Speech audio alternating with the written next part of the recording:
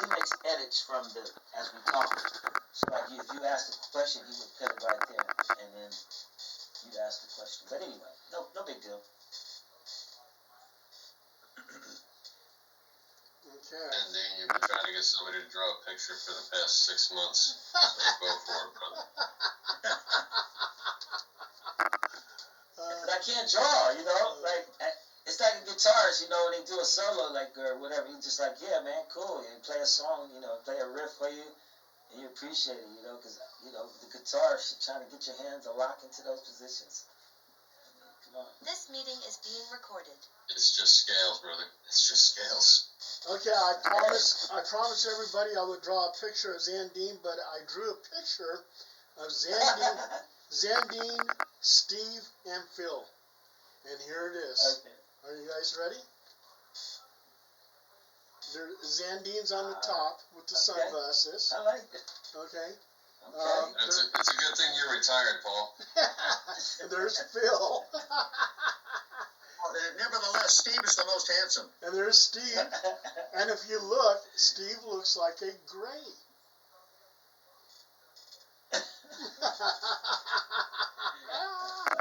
I look like the Demon Warrior. But anyway, okay, so going back to Corey and That's Matt. pretty good, Bob. Anyway, I used to go to, I live in Sacramento, so I used to go to A1 Comics and Broadway Comics. Are they promoting your comic books? Matt, I think we're only in Empire Comics in Sacramento so far, but yeah, we'll have to see about A1 and Broadway. Yeah, definitely A1. They should have it. They need it. Yeah, A1 Yeah. Comics is that's a very popular comic book store. And in fact, they have, it's a franchise of it now. I mean, they have one in Roseville and one in Sacramento. I used to sit on the panel and sign off on different stuff with Ron Lim. Do you guys know who Ron Lim? Ron Lim's he's from Sacramento. Oh, cool. Yeah. Yeah, and you were mentioning Jim Valentino, and in the break I went and dug out my Shadowhawk number 1. Oh yeah, Shadowhawk. The box cover. That's right. Okay. Let's see that again. I love the design of that character. I like the way they made him look. Oh man. Jim Valentino also came out with Leave It to Chance, and that's where he took my story and placed it into his comic book. Nice. Yeah, Nice. the whole story that I told. I'm sitting there. In fact, that's when I was smoking cigarettes, and I was over there having a cigarette, telling him the story, and I find it in his comic book.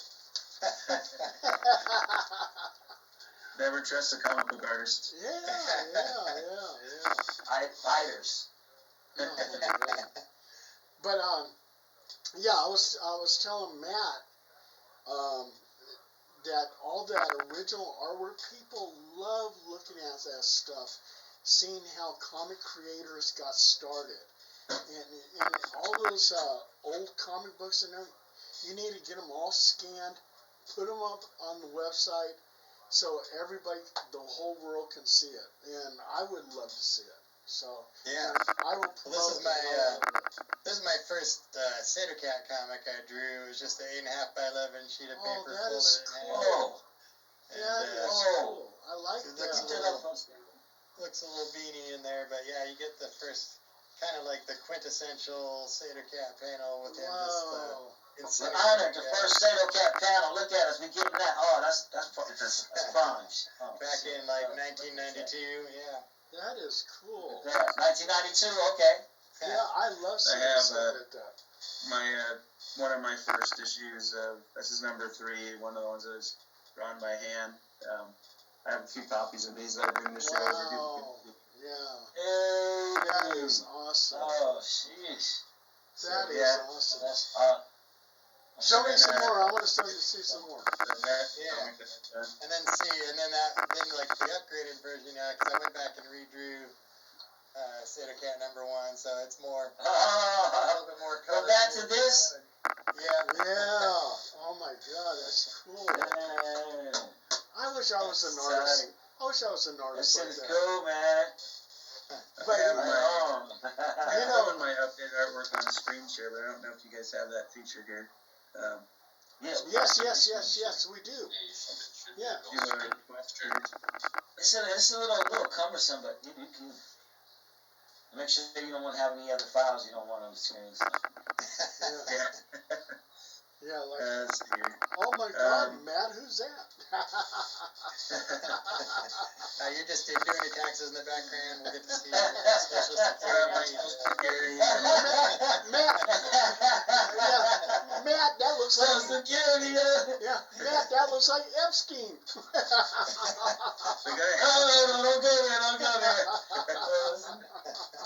the guy on the phone that called me said he was a Nigerian prince, and he, you know, Oh, you know you was gonna lose somebody then. The money's gonna be gone after that. Well, the Nigerian princes always tell the truth. Oh yeah, yeah. Oh, Oh yeah. man.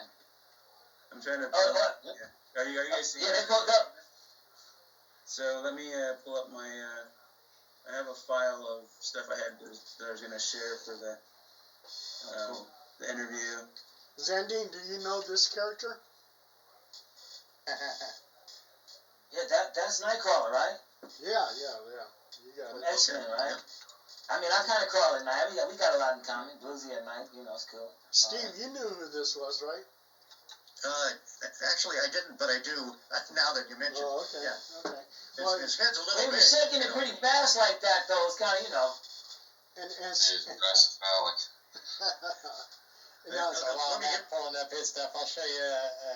I've got an Easter special comic I oh, did. that is cool. Tater Cat and Rabbit Oh, Forest shit, that team is. up. That's top notch. They're You guys- chasing down the Easter Bunny, and they end up in a cave full of bunny rabbits. And I'll show you this.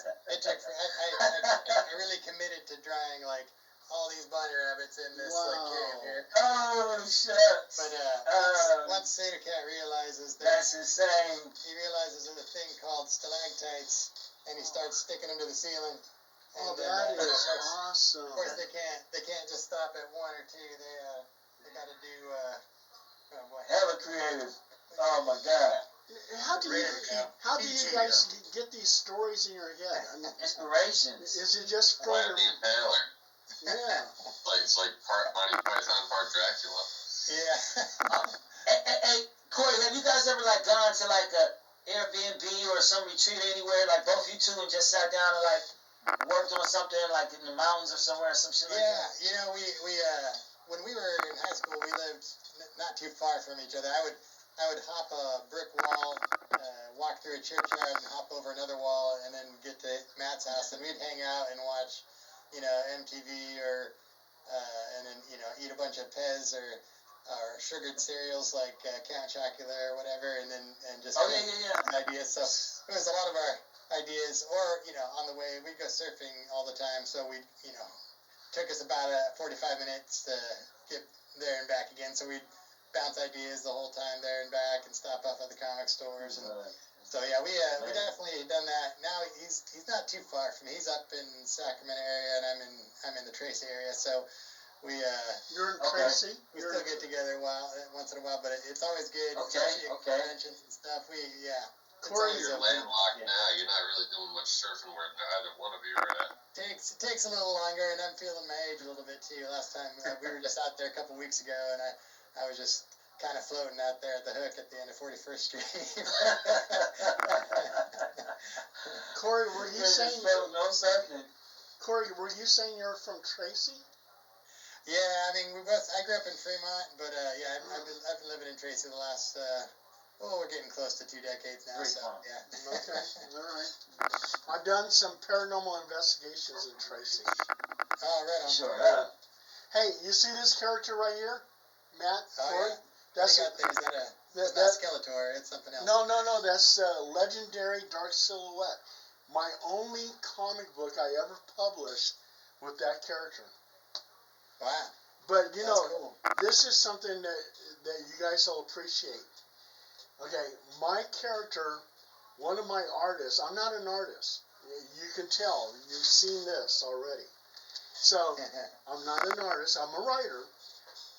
But I went to one of my artists and I said, can you please draw my character shaking hands with Spider-Man? They said, yeah, Paul, we'll do that. They did it, and that piece of artwork, they sent it over to Marvel Magazine. Marvel Magazine published it, officiating my character shaking hands with Spider-Man. It placed my character into the Marvel universe, and here it is.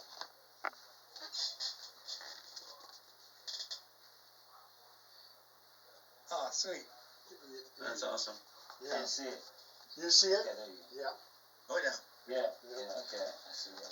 Yeah. So I Oh, can wow. I can actually say Wow.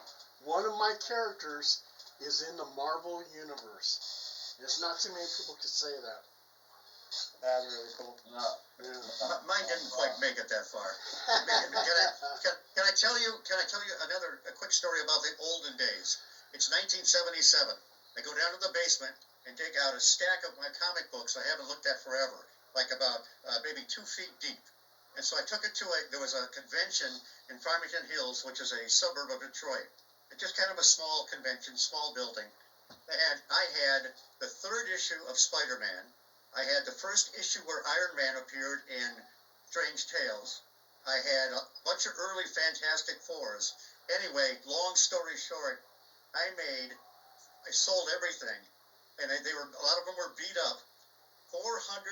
Nearly $450 in 1977 dollars I walked out with. Man, I had all these like small bills stuffed in my pockets. There wasn't any room for them, and I'm walking out of this building, looking over my shoulder, praying that I didn't get rolled.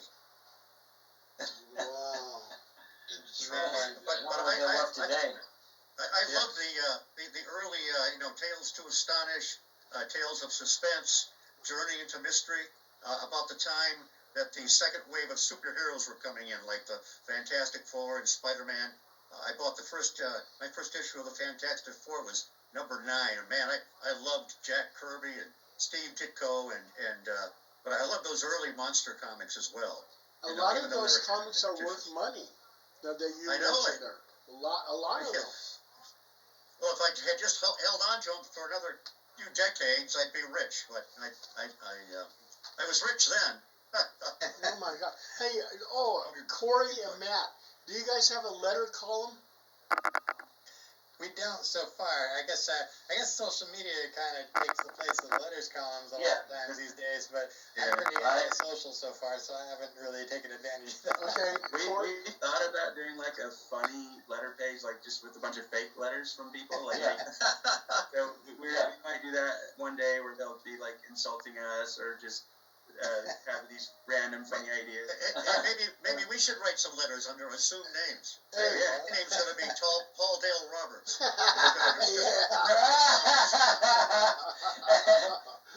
Corey I- and Matt, do you know? Okay, I'm going to give you a word and tell me if you know what that word means. Letter hack. Letter hack. Yeah, I don't know. Okay. Might know, isn't that someone that writes magazines and comics a lot? Yeah, if you Google Paul Dale Roberts letter hack, I'm a letter hack. I've had over 1,000 letters published. Actually, I had more than that. And guess I who? had one published in Savage Dragon early on, and they edited it. They like changed the letter. They cut out a bunch of it, but they put it. Oh yeah. I was. no prize in the G.I. Joe comics where you would like write in with a mistake, and I don't know what the no prize was. I think it was just like an envelope or something or a stamp. Like I don't know. So Paul, were they all the same letter? No. But I'll tell you one thing. George R.R. Martin, who wrote Fire and Ice, Game of Thrones, he was a letter hack. His name is right. His name is right there with. Yeah, that's right. He competed with you, but you know what? A question that's gonna drive you and Steve crazy. Before I want to say to Corey and Matt, although I mentioned about the about AI, I wasn't.